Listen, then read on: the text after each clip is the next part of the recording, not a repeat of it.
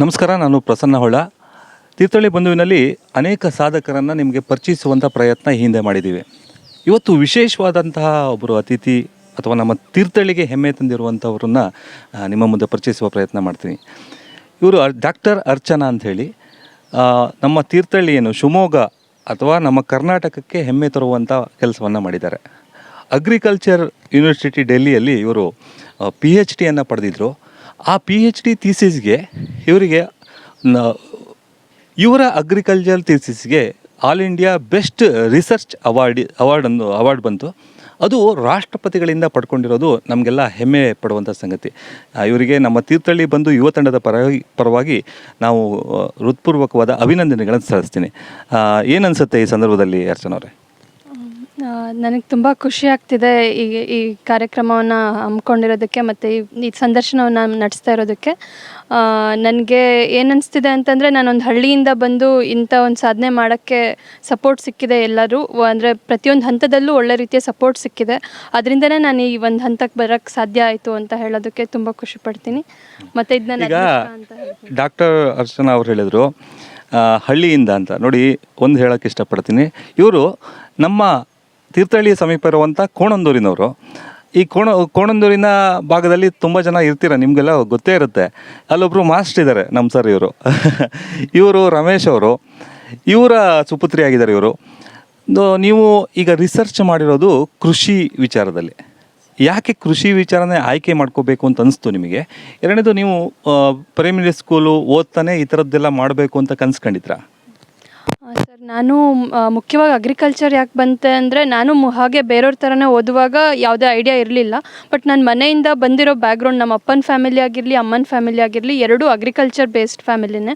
ನನ್ನ ಅಜ್ಜಿ ಮನೆಯಲ್ಲೇ ಹೆಚ್ಚದಾಗಿ ಕಾಲ ಕಳೀತಾ ಇದ್ದಿದ್ದರಿಂದ ಅಲ್ಲಿ ಅದನ್ನ ನೋಡ್ಕೊಂಡು ನನ್ನ ಪ್ಲ್ಯಾಂಟ್ಸ್ ಬಗ್ಗೆ ಇಂಟ್ರೆಸ್ಟ್ ಮುಂಚೆಯಿಂದನೂ ಇತ್ತು. ಮತ್ತು ಮನೇಲಿ ಕೂಡ ತಂದೆ ತಾಯಿಯವರು ಅಷ್ಟೇ ಹಬ್ಬ ಯಾವುದಾದ್ರೂ ಗಿಡ ನಡೆಸೋದು, ಯಾವುದಾದ್ರೂ ಸೀಡ್ಸ್ ಇದ್ದರೆ ಮನೇಲಿ ಹಾಕೋದು, ಅದನ್ನು ಅಬ್ಸರ್ವ್ ಮಾಡೋದು, ಆ ಥರನೇ ನನಗೆ ಇಂಟ್ರೆಸ್ಟ್ ಬರ್ತಾ ಹೋಯಿತು.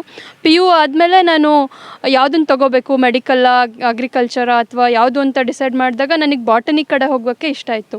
ಬಾಟನಿ ಕಡೆಗೆ ನಾನು ಬೇಸಿಕ್ ಸೈನ್ಸಸ್ ಮಾಡೋದಕ್ಕಿಂತ ಅಗ್ರಿಕಲ್ಚರ್ ರಿಲೇಟೆಡ್ ಮಾಡಿದ್ರೆ ಏನಾದರೂ ಹೊಸದು ಸಿಗುತ್ತೆ ಅಂತ ಅಂದ್ಕೊಂಡು, ಅದ್ರ ಬಗ್ಗೆ ಯಾವುದೇ ಬ್ಯಾಕ್ಗ್ರೌಂಡ್ ಇರಲಿಲ್ಲ. ನಮ್ಮ ಸೀನಿಯರ್ಸ್ ಆಗಲಿ ಯಾರೂ ಮಾಡಿರಲಿಲ್ಲ. ಬಟ್ ನಾನು ಇದನ್ನು ನೋಡೋಣ ಅನ್ನೋ ಒಂದು ಆಶ್ಚರ್ಯ ಒಂದು ಇತ್ತು. ಅದೇ ಪ್ರಕಾರವಾಗಿ ನಾನು ಅದನ್ನು ತಗೋಬೇಕು ಅಂದ್ಕೊಂಡೆ ತಗೊಂಡಿದ್ದು ಸರ್. ಈಗ ಅಗ್ರಿಕಲ್ಚರ್ ವಿಚಾರಗಳಲ್ಲೇ ನೀವು ಈಗ ರಿಸರ್ಚ್ ಮಾಡಿರೋದು ಭತ್ತದ ಬೆಳೆಯ ಮೇಲೆ ಅಂತ ಹೇಳಿದರೆ, ಇಲ್ಲಿ ಮಲೆನಾಡು ಭಾಗದಲ್ಲಿ ಭತ್ತದ ಬೆಳೆ ಯಾವ ಹಂತಕ್ಕೆ ಹೋಗಿದೆ ನಿಮಗೆ ಗೊತ್ತು. ನಿಮ್ಮ ರಿಸರ್ಚು ಇಲ್ಲಿರುವಂಥ ಮಲೆನಾಡಿನ ರೈತರಿಗೆ ಎಷ್ಟು ಉಪಯೋಗ ಆಗುತ್ತೆ ಅಥವಾ ಅವ್ರಿಗೆ ಏನು ಹೇಳಲಿಕ್ಕೆ ಇಷ್ಟಪಡ್ತೀರಿ ನೀವು? ಸರ್, ಭತ್ತದ ಬೆಳೆ ನಾವು ಚಿಕ್ಕವರಿಂದ ನಾನು PhD ಮಾಡಬೇಕು ಅಂತ ಅಂದ್ಕೊಂಡಾಗಲೇ ನಾನು ಭತ್ತದ ಮೇಲೆ ಮಾಡಬೇಕು ಅಂತಲೇ ಅದ್ರ ಬೇಸಿಸ್ ಮೇಲೆ ನನ್ನ ಗೈಡನ್ನು ಕೂಡ ತೊಗೊಂಡಿದ್ದು. ನಾವು ಚಿಕ್ಕವರಿಂದ ನೋಡ್ಕೊಬರೋದೇ ಭತ್ತನಷ್ಟೇ. ನಾವು ಮಲೆನಾಡು ಹುಡುಗರಾಗಿದ್ದರೆ, ಚಿಕ್ಕ ಮಕ್ಕಳಾಗಿದ್ದರೆ ನಾವು ಭತ್ತ ಒಂದೇ ನೋಡಿರ್ತೀವಿ. ಬಟ್ ಈಗೀಗ ಏನಾಗ್ತಿದೆ ಅಂತಂದರೆ ಅದ್ರ ಇಳುವರಿ ಕಡಿಮೆ ಆಗ್ತಿದೆ. ಆ ನಿಟ್ಟಿನಲ್ಲಿ ಎಷ್ಟೊಂದು ಜನ ಅದನ್ನು ಬಿಡಕ್ಕೆ ಹೋಗ್ತಿದ್ದಾರೆ.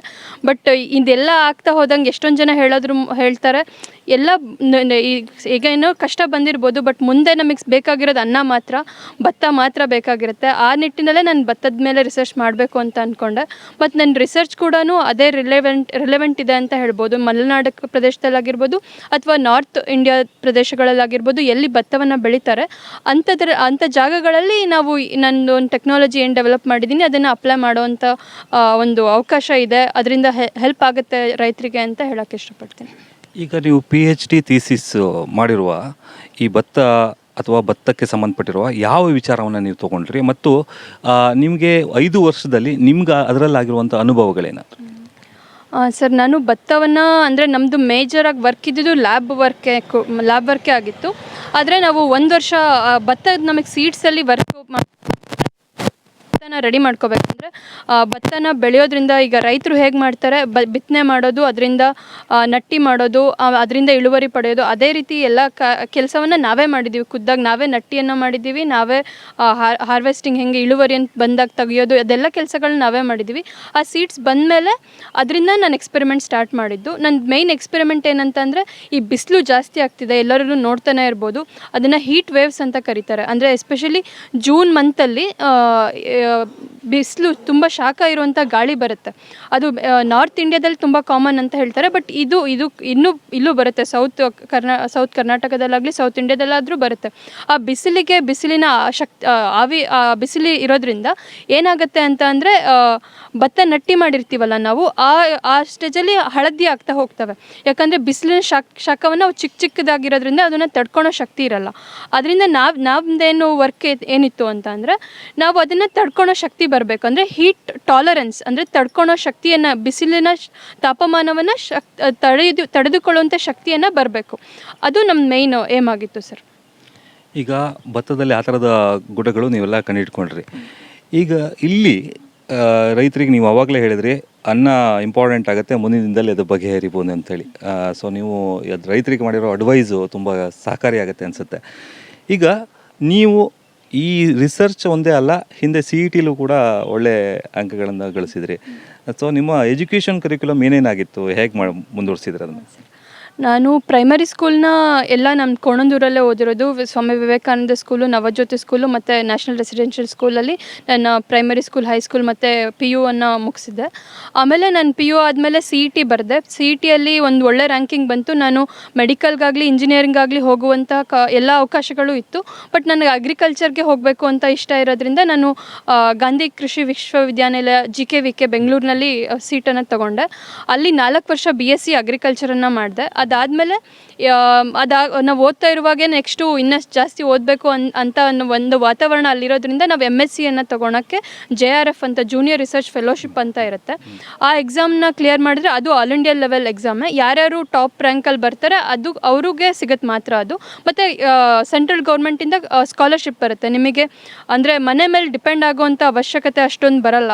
ಆ ಸ್ಕಾಲರ್ಶಿಪ್ಪಲ್ಲಿ ಇರ್ಬೋದು, ಅಂದರೆ ಹೋಗೋಕ್ಕೆ ಬರೋಕ್ಕೆ JRF ಫೆಲೋಶಿಪ್ ಸಿಗೋದ್ರಿಂದ. ಮತ್ತು ಅದು ನನಗೆ ಒಳ್ಳೆ ರ್ಯಾಂಕ್ ಇದ್ದಿದ್ದರಿಂದ ದೆಹಲಿಯಲ್ಲೇ ಸಿಕ್ತು. ನವದೆಹಲಿ ಅಂದರೆ ಇಂಡಿಯನ್ ಅಗ್ರಿಕಲ್ಚರಲ್ ರಿಸರ್ಚ್ ಇನ್ಸ್ಟಿಟ್ಯೂಟು. ಅದು ಇಂಡಿಯಾದಲ್ಲೇ ಬೆಸ್ಟ್ ರಿಸರ್ಚ್ ಇನ್ಸ್ಟಿಟ್ಯೂಟು. ಅಂದರೆ ಅದು ಕಾಲೇಜ್ ಥರ ಇರಲ್ಲ, ರಿಸರ್ಚ್ ಇನ್ಸ್ಟಿಟ್ಯೂಟ್ ಆಗಿರುತ್ತೆ. ಸ್ವಲ್ಪ ಜನ ಮಕ್ಕಳನ್ನಷ್ಟೇ ತಗೋತಾರೆ ಅಲ್ಲಿ ನಾನು MScಯನ್ನು ಸೀಡ್ ಸೈನ್ಸ್ ಆ್ಯಂಡ್ ಟೆಕ್ನಾಲಜಿ ಅಂತ, ಅಂದರೆ ಬೀಜ ವಿಜ್ಞಾನ ಮತ್ತು ತಂತ್ರಜ್ಞಾನ ಅನ್ನೋದ್ರ ಬಗ್ಗೆ MScಯನ್ನು ಮಾಡಿದೆ. ಅದಾದಮೇಲೆ PhDಗೋಸ್ಕರ ಒಂದು ಆಲ್ ಇಂಡಿಯಾ ಲೆವೆಲ್ ಎಕ್ಸಾಮ್ ಇರುತ್ತೆ. ಆ ಎಕ್ಸಾಮಲ್ಲಿ ನನಗೆ ಫಸ್ಟ್ ರ್ಯಾಂಕ್ ಬಂತು.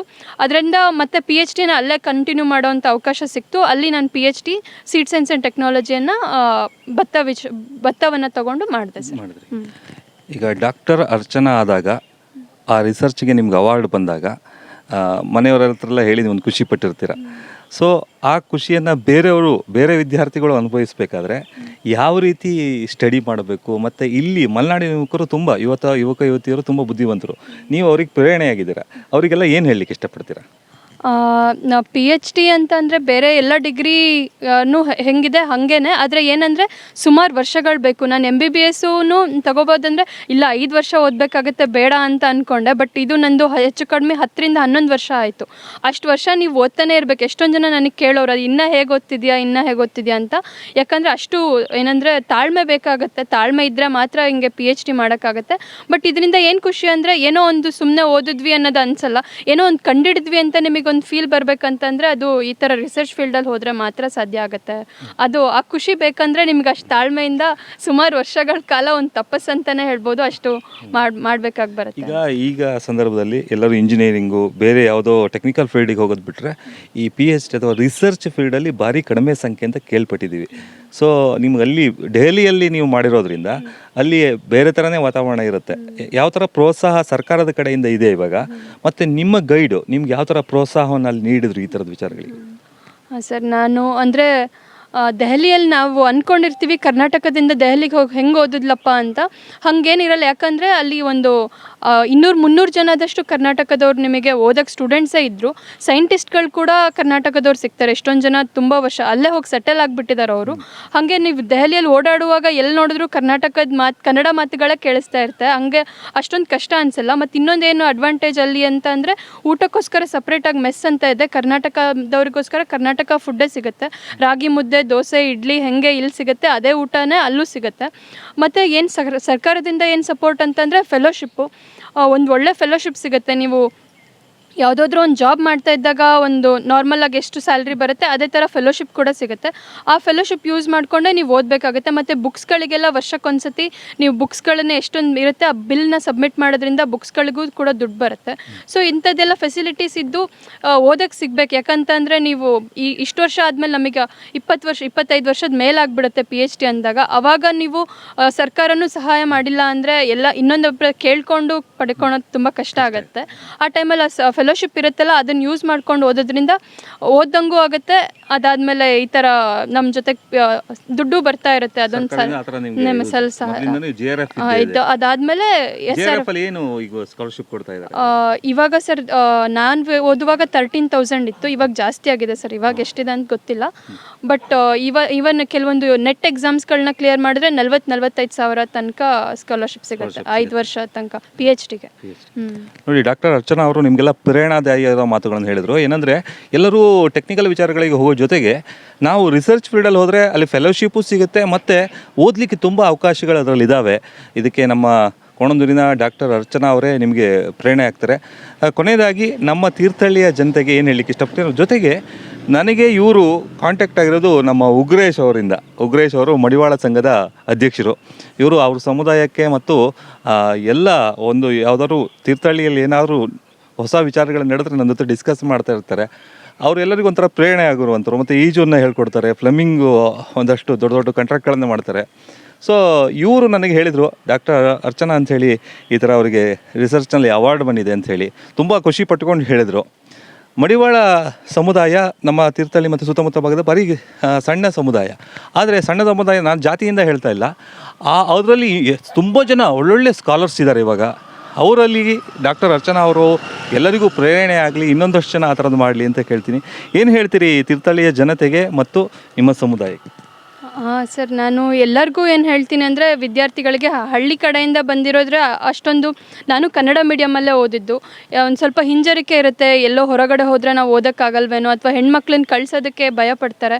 ಆ ಥರದ್ದೆಲ್ಲ ಭಯ ಬಿಟ್ಟು ಓದೋಕ್ಕೆ ಮುಂದಾಗಬೇಕು, ಶ್ರಮ ಪಡಲೇಬೇಕು. ಆ ಥರ ಶ್ರಮ ಪಟ್ಟರೆ ಯಾವತ್ತಾರು ಒಂದಿನ ಕಷ್ಟ ಕೈ ಹಿಡ್ದೇ ಇಡುತ್ತೆ. ನಮ್ಮ ಶ್ರಮ ಪ್ರತಿಫಲ ಸಿಕ್ಕೇ ಸಿಗುತ್ತೆ.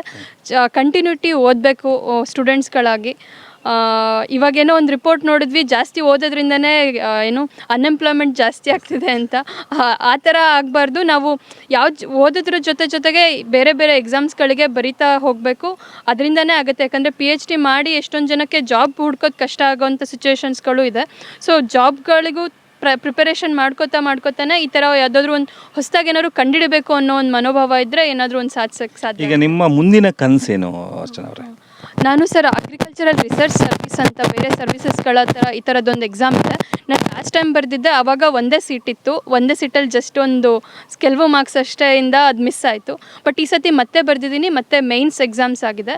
ಅದು ಇಂಟರ್ವ್ಯೂಗೆ ಎಲೆಕ್ಷನ್ ಇರೋದ್ರಿಂದ ಸ್ವಲ್ಪ ಡಿಲೇ ಆಗ್ತಿದೆ. ಅದು ಇಂಟರ್ವ್ಯೂ ಆಗಿ ಅಗ್ರಿಕಲ್ಚರ್ ರಿಸರ್ಚ್ ಸರ್ವಿಸ್ ಸಿಕ್ಕರೆ ಅದು ತುಂಬ ಖುಷಿ ಪಡ್ತೀನಿ. ಯಾಕಂದರೆ ನನ್ನ ಲೈಫ್ ಫುಲ್ಲು ರಿಸರ್ಚ್ ಮೂಲಕ ಅಂದರೆ ಏನಾದರೂ ಹೆಲ್ಪ್ ಫಾರ್ಮರ್ಸಿಗೆ ಡೈರೆಕ್ಟಾಗಿ ಹೆಲ್ಪ್ ಮಾಡುವಂಥ ಒಂದು ಅವಕಾಶ ಸಿಗುತ್ತೆ ಸರ್. ನೋಡಿ, ಕೃಷಿ ಕುಟುಂಬದಿಂದಲೇ ಬಂದಂತಹ ಡಾಕ್ಟರ್ ಅರ್ಚನಾ ಅವರು ತಮ್ಮ ಮುಂದಿನ ಜೀವನ ಏನಾಗಬೇಕು ಅಂತ ಹೇಳಿದ್ರು. ಅವರಿಗೆ ಶುಭವಾಗಲಿ. ಅವ್ರ ತಂದೆಯವರು ನಮ್ಮ ಜೊತೆ ಇದ್ದಾರೆ. ಸರ್ ನಮಸ್ತೆ. ಏನನ್ಸುತ್ತೆ ಸರ್, ನಿಮ್ಮ ಈ ಮಗಳ ಸಾಧನೆ ನಿಮ್ಗೆ ಖಂಡಿತ ಖುಷಿ ಕಟ್ಟಿರುತ್ತೆ. ಏನು ಹೇಳಲಿಕ್ಕೆ ಇಷ್ಟಪಡ್ತೀರಿ ಈ ಸಂದರ್ಭದಲ್ಲಿ? ಸರ್, ನಾವು ಪ್ರೈಮರಿ ಶಾಲೆ ಶಿಕ್ಷಕರು. ಸಾಧಾರಣವಾಗಿ ಶಿಕ್ಷಕರ ಮಕ್ಕಳು ದಡ್ರು ಅನ್ನೋದು ಒಂದು ಮಾತಿದೆ. ಆದರೆ ನಾನು ಅದನ್ನೇ ಚಾಲೆಂಜ್ ಆಗಿ ತಗೊಂಡು ಮಕ್ಕಳಿಗೆ ಹೇಳಿದೆ, ನಮಗೆ ಒಬ್ಬ ಮಗ ಒಬ್ಬ ಮಗಳು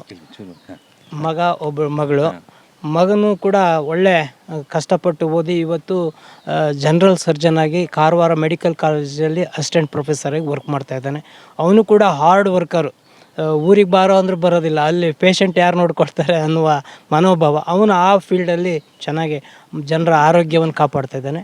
ಮಗಳು ನಮ್ಮದೆಲ್ಲ ರೈತ ಕುಟುಂಬದಿಂದ ಬಂದಂಥವರಾಗಿರೋದ್ರಿಂದ ಈ ಮಲೆನಾಡಿನ ವಿಶೇಷವಾಗಿ ತೆಗೆದುಕೋ ಅನ್ನೋದು ನಮ್ಮದು ಕೂಡ ಪ್ರೇರಣೆ. ಯಾಕೆಂದರೆ ಅವಳಿಗೆ ರಾಗಿ ಸಿಕ್ಕಿತ್ತು, ಅದು ಇಲ್ಲ ಅಷ್ಟು ಮಲೆನಾಡಲ್ಲಿ ಬರ್ತಾಯಿಲ್ಲ. ಭತ್ತದ ಬಗ್ಗೆ ಮಾಡಿ ಎಲ್ಲರೂ ಕೂಡ ಈಗೆಲ್ಲ ಗದ್ದೆ ಎಲ್ಲ ಬಿಟ್ಬಿಟ್ಟು ತೋಟ ಮಾಡ್ತಾಯಿದ್ದಾರೆ. ಗದ್ದೆಯಲ್ಲೇ ಏನಾದರೂ ಮಾಡಬೇಕು, ಅದರಲ್ಲೇ ವಿಶೇಷವಾಗಿರ್ತಕ್ಕಂಥದ್ದು ಬರಬೇಕು, ಅದ್ರ ಬಗ್ಗೆ ಸ್ಟಡಿ ಮಾಡು ಅಂಥೇಳಿ ನಾವು ಸಪೋರ್ಟ್ ಮಾಡಿದ್ವಿ. ಇವತ್ತು ಮಗಳು ರಾಷ್ಟ್ರ ಮಟ್ಟದಲ್ಲಿ ಒಂದು ಉತ್ತಮವಾಗಿರ್ತಕ್ಕಂಥ 10 ಅವಾರ್ಡ್ಗಳನ್ನು ತೆಗೆದುಕೊಂಡಿದ್ದಾಳೆ. ಸೊ ಹಾಗಾಗಿ ಮುಂದಿನ ದಿನಗಳಲ್ಲಿ ಕೂಡ ಅವಳ ಒಂದು ಎಜುಕೇಷನ್ನು ಅದು ಸಂಬಳಕ್ಕಾಗಿರಬಾರ್ದು, ಅದು ಈ ದೇಶದ ಜನರ ಭವಿಷ್ಯಕ್ಕೆ ಪೂರಕವಾಗಿರ್ತಕ್ಕಂತಹ ಒಂದು ವಾತಾವರಣ ಅವಳಿಗೆ ಆ ಒಂದು ಎಕ್ಸಾಮ್ ಕ್ಲಿಯರ್ ಆಗಿ ಅಪಾಯಿಂಟ್ ಆದರೆ ನಿಜವಾಗ್ಲೂ ಕೂಡ ನಮ್ಮ ದೇಶಕ್ಕೆ ಒಂದು ಹೆಮ್ಮೆ ಆಗ್ತದೆ ಅಂಥೇಳಿ ಅವರ ತಂದೆಯಾಗಿ ನನ್ನ ಅನಿಸಿಕೆ ಸರ್. ಓಕೆ ಸರ್, ನೋಡಿ ಇದು ಒಬ್ಬರು ಶಾಲೆಯ ಶಿಕ್ಷಕರು ಹೇಗೆ ಯೋಚನೆ ಮಾಡ್ತಾರೆ ಅನ್ನೋದು, ದೇಶಕ್ಕೋಸ್ಕರ ಒಳ್ಳೆಯ ಪ್ರಜೆಯನ್ನು ಅವರು ಕೊಟ್ಟಿದ್ದಾರೆ, ಅದು ಡಾಕ್ಟರ್ ಅರ್ಚನಾ ಅವರ ಮೂಲಕ. ಈಗ ನಮ್ಮ ಜೊತೆ ಮಡಿವಾಳ ಸಂಘದ ಅಧ್ಯಕ್ಷ ಉಗ್ರೇಶ್ ಅವರಿದ್ದಾರೆ. ನಮಸ್ತೆ ಉಗ್ರೇಶ್ ಅವರೇ. ಸರ್, ನೀವು ತುಂಬ ಖುಷಿ ಪಟ್ರಿ, ನಿಮ್ಮ ಸಮುದಾಯದ ಒಬ್ಬರು ಒಳ್ಳೆ ಸ್ಥಾನವನ್ನು ಪಡೆದ್ರು, ರಾಷ್ಟ್ರಪತಿಗಳಿಂದ ಸನ್ಮಾನ ಕೊಡುವಾಗಾದರು. ಏನು ಅನಿಸ್ತು ನಿಮಗೆ? ಸರ್, ನಮ್ಮ ಸಣ್ಣ ಪುಟ್ಟ ಸಮುದಾಯದ್ದು ನಾವು ತೀರ್ಥಹಳ್ಳಿಯಲ್ಲಿ ಹೇಳಬೇಕು ಅಂದರೆ ನಮ್ಮ ಮಡಿವಾಳ ಸಮುದಾಯ ಭಾಳ ಸಣ್ಣ ಮಟ್ಟದಲ್ಲಿದೆ. ಅವ್ರಿಗೆ ಕೆಲವ್ರಿಗೆ ತುಂಬ ಬಡವರಿದ್ದಾರೆ. ಅಂಥದ್ರಲ್ಲಿ ನಾನು ಎಷ್ಟೋ ಜನಗಳಿಗೆ ಹೇಳ್ತಾ ಇರ್ತೀನಿ, ಅವರ ಪ್ರತಿಭೆಗಳ್ನ ಹುಡ್ಕೋಂಥ ಕೆಲಸಗಳು ನಮ್ಮ ಸಮುದಾಯದ ಅಧ್ಯಕ್ಷ ಕಡೆಯಿಂದ ಆಗಬೇಕು ಅಥವಾ ನಮ್ಮ ಸಂಘದ ಕಡೆಯಿಂದ ಆಗಬೇಕು ಅನ್ನೋ ದೃಷ್ಟಿಯಿಂದನೇ ಯಾರ್ಯಾರು ಯಾವ್ಯಾವ ರೀತಿ ಸಾಧನೆ ಮಾಡ್ತಾ ಇದ್ದಾರೆ ಅನ್ನೋದನ್ನು ನಾನು ಸರ್ಚ್ ಮಾಡ್ತಾ ಹೋಗ್ತಾ ಇರ್ತೀವಿ. ಅದರಲ್ಲಿ ತುಂಬ ಜನ ಈಗ ಆಲ್ರೆಡಿ ಶ್ರಮ ಪಡ್ತಾ ಇದ್ದಾರೆ ಸರ್. ಅದರಲ್ಲಿ ಇನ್ನೂ ಇವರು ಕುಟುಂಬ ಇದೆಯಲ್ಲ ಸರ್, ಪ್ರತಿಯೊಂದೂ ಕೂಡ ನಾನು ಇವರು ಅಣ್ಣ ಆಗಲಿ, ಆಮೇಲೆ ಇವರಾಗಲಿ, ಇವ್ರ ತಂದೆ ತಾಯಿಗಳು ನಮ್ಮ ಸಮುದಾಯ ಅನ್ನೋದಕ್ಕಿಂತ ಜನಗಳ ಜೊತೆ ಭಾಳ ಮಿಂಗಲ್ ಆಗ್ತಾರೆ.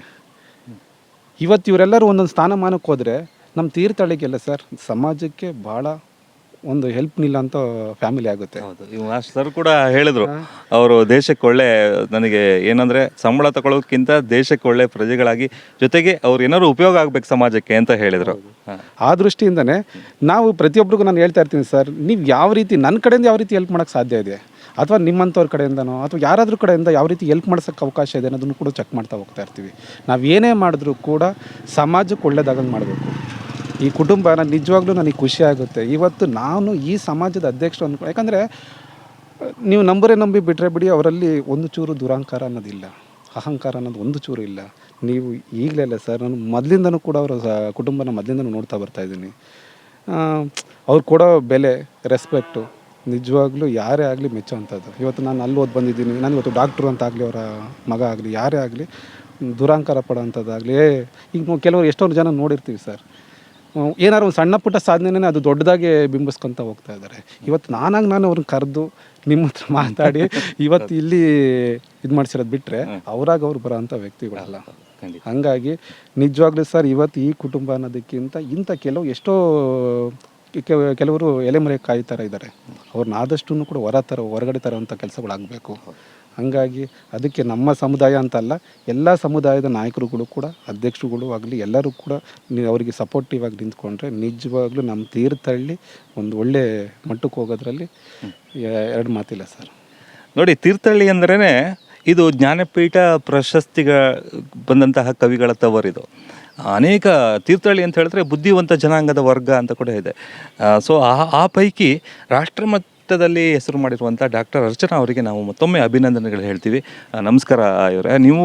ನಾವು ಇನ್ನೊಂದು ವಿಚಾರ ಕೇಳ್ಪಟ್ವಿ, ನಿಮಗೆ ಸದ್ಯದಲ್ಲೇ ವೈವಾಹಿಕ ಜೀವನಕ್ಕೆ ಕೂಡ ಕಾಲಿಡ್ತಾ ಇದ್ದೀರಾ. ನಿಮ್ಮ ವೈವಾಹಿಕ ಜೀವನ ಮತ್ತು ನೀವು ಮುಂದೆ ಸಮಾಜಕ್ಕೆ ನೀಡಬೇಕಾದಂತಹ ಸೇವೆಗಳು ನೀವು ಅಂದ್ಕೊಂಡ್ರಿ, ನಿಮ್ಮ ಕನಸುಗಳೆಲ್ಲ ಈಡೇರಲಿ ಅಂತೇಳಿ ಈ ಮೂಲಕ ಕೇಳ್ಕೊಳ್ತೀನಿ. ತುಂಬ ಧನ್ಯವಾದಗಳು ಸರ್, ನನಗೆ ಅವಕಾಶವನ್ನು ಮಾಡಿಕೊಟ್ಟಿರೋದಕ್ಕೆ. ತುಂಬ ಖುಷಿ ಆಯಿತು, ಮತ್ತು ಈ ಕಾರ್ಯಕ್ರಮವನ್ನು ನೋಡಿದವ್ರಿಗೂ ಕೂಡ ಒಂದು ಇನ್ಸ್ಪಿರೇಷನ್ ಆಗಲಿ ಅಂತ ಅನ್ಕೋತೀನಿ. Thank you sir. ಓಕೆ, ಧನ್ಯವಾದಗಳು.